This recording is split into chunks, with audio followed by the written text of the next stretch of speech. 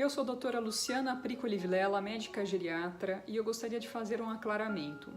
Antes de a epidemia do coronavírus ser declarada pandemia, eu havia feito um vídeo dirigido aos meus pacientes, familiares e amigos, explicando que o pânico, que muitas vezes leva a uma forma de histeria, era um grande problema. Embora naquela altura a situação da Itália já estivesse começando a ficar difícil, eu segui as orientações que eram dadas pela Sociedade Brasileira de Infectologia nos seus informativos anteriores à pandemia.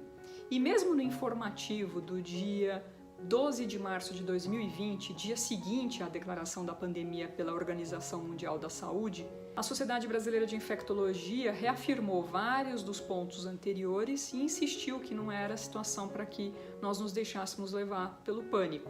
Essa também eram as orientações dadas por médicos conhecidos como o Dr. Drauzio Varella, Dr.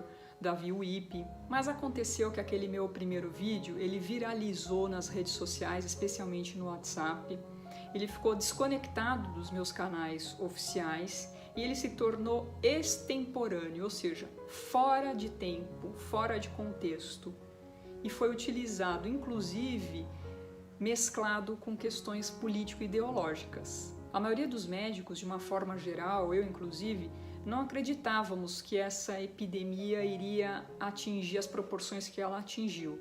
E agora, olhando para trás, eu penso que nós concluímos isso porque nós estávamos tratando um vírus novo, uma doença nova, da mesma forma como outros vírus que causaram outras epidemias e mesmo pandemias nas últimas décadas.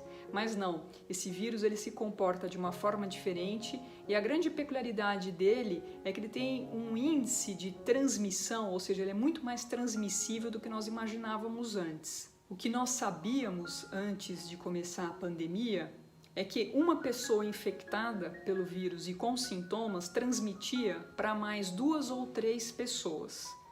Mas cada vez ficou mais claro que também as pessoas assintomáticas, sem sintomas, ou seja, sem sintomas, também transmitem, pelo menos uma para uma, ou seja, uma pessoa sem sintomas transmite para pelo menos mais uma pessoa, pode até ser que esse número seja maior. E o que nós também sabemos melhor agora é que 80% das pessoas que pegam a infecção são assintomáticas.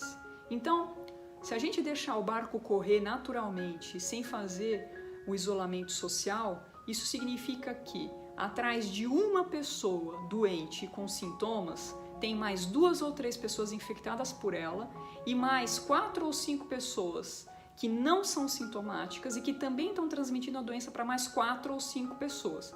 Isso significa que nós temos um universo para cada pessoa sintomática de mais ou menos 10 a 13 pessoas, sendo que dessas 80% não tem sintomas, ou seja, cerca de 8 ou 10 pessoas não apresentam sintomas. Essa é a razão pela qual esse vírus se transmite tanto e ele deixa tantas pessoas doentes ao mesmo tempo e pode chegar a colapsar os sistemas de saúde. Diante das novas informações, dos novos conhecimentos que a gente tem adquirido sobre o coronavírus, que são enormes nas últimas semanas, eu tenho procurado, na medida do possível, atualizar-me e atualizar as pessoas das minhas redes sociais.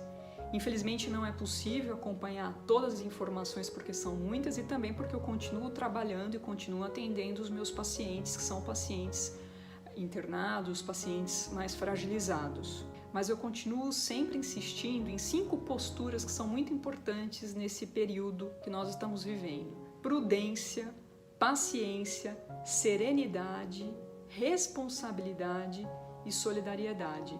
E mesmo dando todas essas explicações, quero me desculpar aquelas pessoas que receberam as informações do primeiro vídeo e que ficaram confundidas.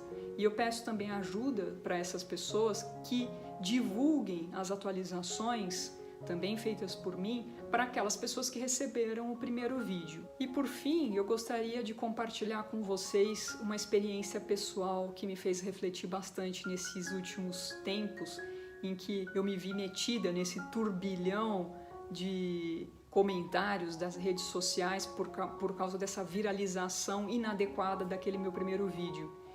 Me fez pensar o quanto muitas vezes nós, seres humanos, somos rápidos em julgar rápidos em condenar e somos tardos em compreender, porque eu recebi muitas mensagens agressivas, inclusive injustas, feitas a partir de dados bastante parciais. Na medida do possível, eu tentei responder para essas pessoas nas minhas redes sociais, mas eu não consigo chegar a todas elas porque me falta tempo. Mas eu tenho procurado responder com fatos, com humildade, com tranquilidade. Mais que nunca eu acredito que se nós procurarmos manter a serenidade, nós também seremos mais humanos uns com os outros e também estaremos mais capazes de discutir, debater ideias sem atacar as pessoas que pensam diferente de nós. Com certeza, o mundo seria muito melhor assim.